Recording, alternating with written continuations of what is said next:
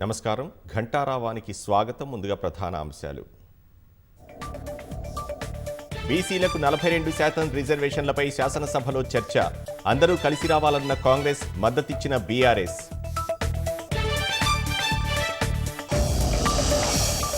Potti Sriramulu varsity పేరు మార్పునకు assembly ఆమోదం. సురవరం ప్రతాప్ రెడ్డి తెలుగు వర్సిటీగా నామకరణం.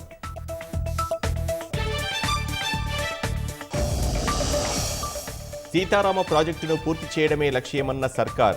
భూసేకరణ రివైజ్డ్, జీఎస్టీ పెరుగుదల వల్లే అంచనాలు పెరిగాయని వెల్లడి. తిరుమలలో తెలంగాణ ప్రజాప్రతినిధుల సిఫార్సులకు టీటీడీ అనుమతి. సోమ, మంగళవారాల్లో వీఐపీ బ్రేక్ దర్శనానికి అవకాశం.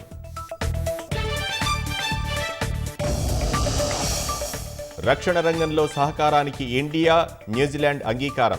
స్వేచ్ఛా వాణిజ్య ఒప్పందంపై చర్చలు ప్రారంభించాలని నిర్ణయం.